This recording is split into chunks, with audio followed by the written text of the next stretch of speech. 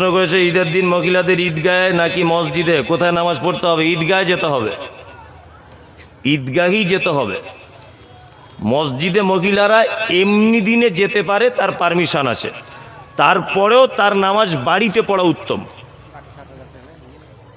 ঈদগাহে মহিলাদের যেতে হবে, মহিলাদের বাড়িতে সলাত আদায় করা উত্তম। পারমিশন আছে, পর্দার যদি খেলাপ না হয়, রাস্তায় কোনো ভয় না থাকে, তাহলে সে মসজিদে যেতে পারে। কি বললাম বুঝলেন? আর ঈদগাহের মাঠে ঈদের দিনে ওকে যেতেই হবে। হাদিসে এরকম এসেছে, কোনো মহিলার যদি মাসিক হয়, অর্থাৎ ঋতুবতী যদি কোনো নারী হয়, তাহলে সেও যাবে, গিয়ে দুয়াতে শরীক হবে, খুতবা শুনবে। এরকমও আছে, কারো যদি ওড়না চাদর যদি না থাকে, অন্যজনার ওড়না চাদর ধার করে ঈদগাহে যাবে, ঈদগাহেই ওকে যেতে হবে। এটা হচ্ছে মূল কথা। মসজিদে বাচ্চারা চেঁচামেচি করলে মুরব্বীদের করণীয় কি? তাদেরকে বোঝাবে, ধমকি দিবেন না, একদম না। কেন মারবেন? কেন? আগামী দিনের নামাজি, আগামী দিনের মুসল্লিও, ও ট্রেনিং হচ্ছে, ও তো বাচ্চা, ওর তো কাজই তো সামনে দিয়ে ছুটে পালাবে, পাখার সুইচ অফ করে দিবে, লাইট জ্বালিয়ে দিবে, কল খুলে দিবে, এটাই তোর কাজ। একদম নয়, একদম। মসজিদে গেলে ঝগড়া করবেন না। গর্ভ অবস্থায় মেয়েদের 7 মাসের যে অনুষ্ঠান করা হয়, ইসলামের এর বিধান কি? এর বিধান কিছুই নেই, ঘোড়ার ডিম। এর আবার বিধান কি? এসব ফালতু জিনিস চলবে না। মসজিদের কমিটি কেশিয়া সভাপতি হতে কি কি দরকার? সূরা তওবা দেখে নেবেন। ইন্নামা ইয়ামুরু মাসাজিদ আল্লাহ মান আমানা বিল্লাহি ওয়াল ইয়াউমিল আখির। আল্লাহর ঘর তারাই দায়িত্ব সামলাবে। মান আমানা বিল্লাহ, যারা আল্লাহর প্রতি বিশ্বাস রাখে, কিয়ামতের প্রতি বিশ্বাস রাখে, যারা সালাত আদায় করে, আর যারা আল্লাহ ছাড়া পৃথিবীর কাউকে ভয় করে না। এই 4টে গুণ যাদের ভিতরে থাকবে, তারা কমিটির ভিতরে থাকবে, কোনো সমস্যা নেই। ভাবে তো প্রশ্ন শেষ নেই। আমার প্রশ্ন হলো মহিলাদের ঈদের নাম। এ তো অনেকে বলছে ঈদের ময়দানে মহিলারা গেলে ফিতনা হবে। এর উত্তর কি হবে? ফিতনা হবে কেন? আপনি কি বড় মাস্টার নাকি? মুহাম্মদ সাল্লাল্লাহু আলাইহি ওয়াসাল্লাম বলে গেছেন ফিতনা হবে না, ফিতনার কথা বললেন না। আপনি ফিতনা হবে কথা বলার আপনার রাইট নেই, কারণ আল্লাহর নবী বলেছেন যেতে, আপনি কেন বলছেন ফিতনা হবে? যারা টাকা দিয়ে ফিতরা আদায় করেছে তাদের ফিতরা হয়েছে কি? এখন ঘটনা হচ্ছে, টাকা খাদ্য দিয়ে দিতে হবে। সব থেকে বড় কথা যে হাদিসে খাদ্যর নাম উল্লেখ করা হয়েছে। দেখুন, কোনো ইবাদত পরিবর্তন করা যাবে না। হজ ফরজ, হজ কি ফরজ। সমাজে কিছু বুদ্ধিমান মাথা মোটা আছে, তারা বলে 4 লাখ টাকা হজে গিয়ে লাভ কি, বরঞ্চ 4টে মেয়ের গরিব মেয়ের বিয়ে দিয়ে দেবো। অনেক মানুষ এরকম চিন্তা ভাবনা করে না? ও হচ্ছে গাধা, ও কি গাধা। হজ ফরজ, তোমায় হজই করতে হবে। কুরবানি এটা আল্লাহর বিধান, একটা ইবাদত, তাই না? কেউ যদি মনে মনে ভাবে যে আমি কুরবানি করব না, ওই টাকা গরিব মানুষদের দান করে দিব, চলবে? চলবে না। কুরবানির কথা, পশু জবাই করার কথা এসেছে। তা যাকাতুল ফিতর, আল্লাহ নবী সাল্লাল্লাহু আলাইহি ওয়াসাল্লাম নিজে খাদ্যদ্রব্য দিয়ে ফিতরা দিয়েছেন। হযরত ওমর ফারুক রাদিয়াল্লাহু তাআলা আনহু ঈদের দিন আগের দিন রাত্রিতে, বা কোন হাদিসে এসেছেন সকালবেলাতে, খাদ্যদ্রব্য ফিতরা দিয়ে তিনি ঈদগাহে গেছেন। ঠিক আছে? কিশমিশ, পনির, জব, এই সমস্ত খাদ্যের উল্লেখ রয়েছে। খাদ্য দিয়েই আপনাকে ফিতরা দিতে হবে। টাকা দেওয়ার পক্ষে অনেক ওলামাদের মতামত রয়েছে, অনেক ওলামাদের। তবে আমি ওলামাদের মতামতে যাব কেন? মুহাম্মদ সাল্লাল্লাহু আলাইহি ওয়াসাল্লামের যেখানে স্পষ্ট মতামত খাদ্য দিয়ে দিতে হবে, আমি সেখানে ওলামাদের মতামতকে উপেক্ষা করবই। ওলামাদের মতামত এখানে কোনো দাম নেই, গ্রহণযোগ্য হবে না। ওই জন্য বিনীত অনুরোধ, কোনো তর্ক বিতর্ক করবেন না, বিশৃঙ্খলা সৃষ্টি করবেন না। আপনি ফিতরা খাদ্য দিয়েই দিবেন। যদি বলছেন ফকির মিসকিন খাদ্য নিতে চায় না, রাস্তায় ফেলে দিবেন, যার ইচ্ছা হবে সে নিয়ে চলে যাবে। কি বললাম বুঝলেন? রাস্তাতে রেখে দিবেন, ফকির মিসকিন বয়ে নিয়ে চলে যাবে। আর একটা কথা বলে রাখছি, অনেক জায়গাতে গ্রামে সর্দার মোড়লেরা তারা ফিতরা এক জায়গায় জমা করছে। নিয়ে ফেতরা জমা করার পরে ঈদের 1 সপ্তাহ পরে বিলি বন্টন করা হচ্ছে। এই সর্দার মোড়লদের যে কিয়ামতের দিন কি করবে আল্লাহ। কারণ আল্লাহর নবীর হাদিস, ঈদগাহের মাঠে যাবার পূর্বে ফকির মিসকিনদের মাঝখানে তুমি ফেতরা বিলি বন্টন করে দাও, যাতে ঈদের দিনে তোমার আনন্দতে তারাও আনন্দ করতে পারে। যে লোকটা মসজিদে ফেতরা জমা দিয়েছে ও তো গরিব মিসকিনদের আগের দিনে দেওয়ার কথা, তার তো এখনো মাল গরিব মিসকিনদের কাছে পৌঁছালো না। এর এখন কি হবে? এর জবাব কে দিবে? তাই না? ওই জন্য সব থেকে ভালো নিজের ফেতরা নিজে একা একা দিয়ে দিবেন।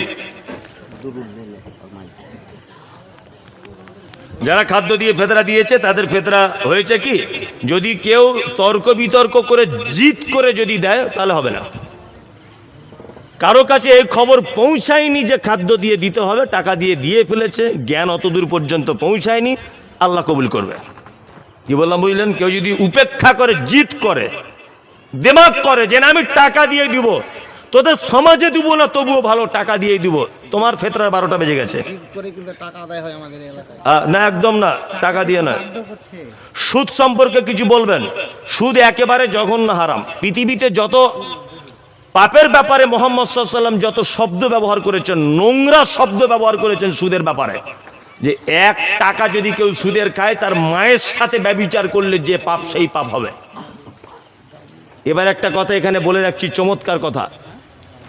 আপনার মা ছিল একজন ইমানদার মহিলা, ভালো করে বুঝুন। আপনার মা একজন ইমানদার মহিলা, পর্দাশীল মহিলা।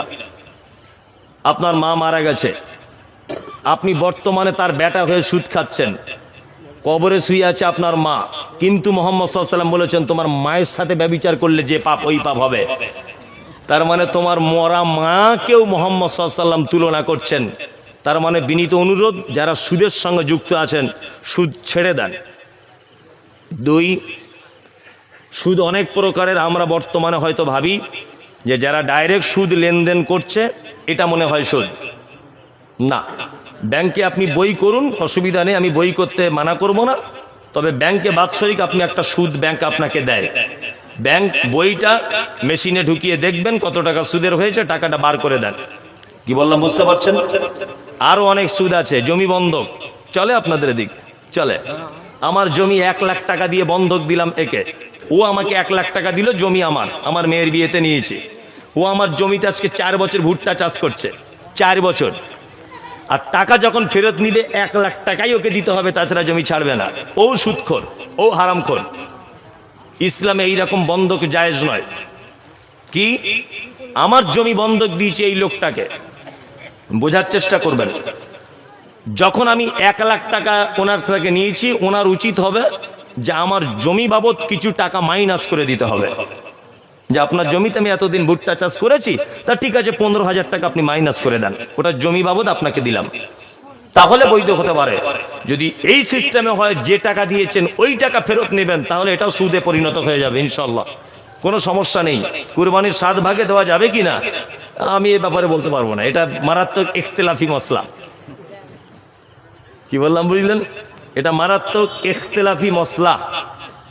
কি বললাম বুঝলেন? এখন এটা আমি বলতে পারবো না। যদিও কেউ বলছে যে 7 জনের পক্ষ থেকে আর 7 পরিবার পক্ষ থেকে একটা এরকম ব্যাপার আছে, এই ব্যাপারটা আমি এড়িয়ে যাচ্ছি, দয়া করে অন্য কাউকে জিজ্ঞাসা করে নেবেন। কি বললাম বুঝলেন? তবে একটা জিনিস, আমি মমতাজুল ইসলাম 7 ভাগে কুরবানি দেওয়া আমি পক্ষে। এটা আমার নিজস্ব মতামত, 7 ভাগে কুরবানি। কারণ এটা বাংলাদেশ থেকে এই ফতোয়াটা বেশি আসছে যে 7 পরিবার আর 7 জন আলাদা, তাই তো?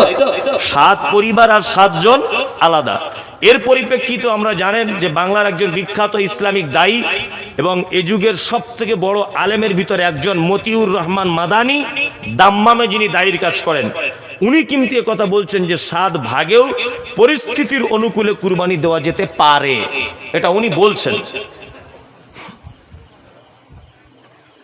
আমাদের মসজিদে মহিলারা বেপর্দা হয়ে জুম্মা ও তারাবির নামাজ পড়তে আসে। মহিলাদের আগে পর্দা ফরজ না নামাজ? আমি তো প্রথমে একটা কথা বলেছি, মহিলা বাড়িতে নামাজ পড়া উত্তম। ফরজ, নফল, সুন্নত যত নামাজ ও বাড়িতে পড়া উত্তম। মসজিদে যদি পর্দার কোনো ঘাটতি যদি না থাকে, আর রাস্তাতে যেন কোনো পরপুরুষের যদি কোনো রকমের বিপদের সম্মুখীন হবে এই ভয় যদি না থাকে, এক কথায় মসজিদে যাওয়া পর্যন্ত এবং আসা পর্যন্ত যদি সে নিরাপদে যেতে পারে, নিরাপদে যদি আসতে পারে, তাহলে মসজিদে যাওয়ার পারমিশন আছে, তবে সে বাড়িতে নামাজ পড়বে, এটাই উত্তম। তবে এখনকার যে বর্তমান পরিস্থিতি, তাতে বাড়িতে পড়াই উত্তম। বর্তমান যা পরিস্থিতি আমাদের, বুঝলেন তো, আমাদের মেয়েরাও যেমন ছেলেরাও তেমন।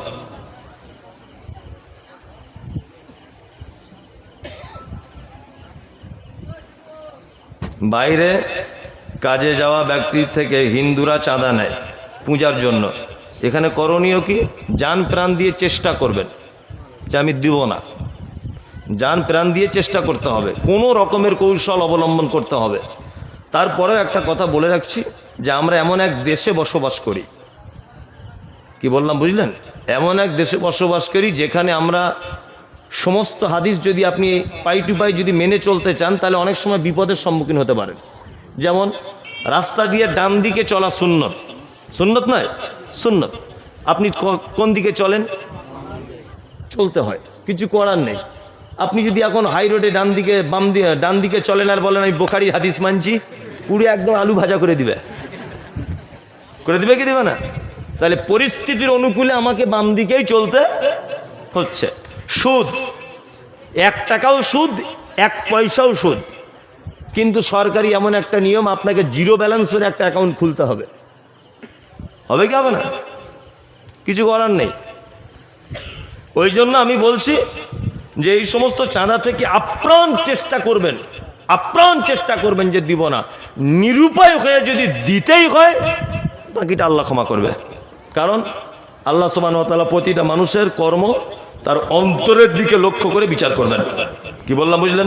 হয়তো আল্লাহ ক্ষমা করে দিবেন। আর অত বেশি প্রশ্ন করিয়েন না, অনেক টাইম হয়ে যাচ্ছে। অত বেশি প্রশ্ন করিয়েন না, আমার যেগুলো জানার ভিতরে আমি বলার চেষ্টা করব। আসসালামু আলাইকুম।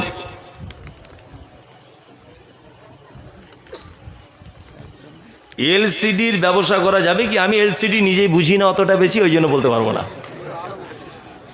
এলসিডি আমি নিজেই, আজকে একজনে বলছে রেড বুল খাওয়া যাবে ফোনে, বলছি রেড বুল আমি জানি না কি সেটা, কি সেটা জানি না, তা কি বলবো? এলসিডি এখন কি কাজ হয় আমি তো জানি না, ওটা আমি বলতে পারবো না কি কাজ হয় ওর থেকে, সেটা বলুন। এলসিডিতে জানি সিনেমা হয়, ওর থেকে আবার মক্কার ইমাম সাহেবের নামাজ পড়ানো দেখা যায়, সবই তো হয়। তা আপনি ভালো নিয়েতে ব্যবসা করুন, অসুবিধা কি আছে? সে খারাপ কাজ যা করবে করবে। ও তা ওটা আমি জানি না। তাহলে একজন বৌমা তার পরিবারে কেমন পর্দা করবে? তার দেওরের সাথে পর্দা করবে। হামুয়ালুল মউত হাদিসে এসেছে, মানুষ মৃত্যুকে যেমন ভয় করে, তার দেওরকে দেখে বৌমা তেমন ভয় করবে ভাবি। আর সব থেকে বড় কথা হচ্ছে, আমি একটা কথা বলে দিচ্ছি, এ কথাতে আপনাদের কারো একমত হবে না, ছেলে আজকে বিয়ে দিলে কালকে আলাদা করে দিতে হবে সংসার থেকে। এটা হচ্ছে উত্তম পদ্ধতি। 3 ভাই এক জায়গাতে আছে কেন? বড় ভাই কাজ করতে গেছে চেন্নাই, তা বড় ভাইয়ের বউ কি করবে? ও স্বামী বাড়ি নেই, দেওরের সঙ্গে গল্প করছে। গল্প করতে করতে করতে করতে করতে এমন মিষ্টি ভাব চলে এসেছে যে বড় ভাইকে আর 10 পয়সা দামই দেয় না। ঘটনা ঘটছে কি ঘটছে না? ওই জন্য উচিত হচ্ছে বিয়ে দেওয়ার আগে ছেলেদের ঘর আলাদা করে দেন। যদি বলছে মনীষা আপনি যে বলছেন, তাহলে আমরা বুড়ো বয়সে খাবো কি? আপনার এত রুজির টেনশন কিসের?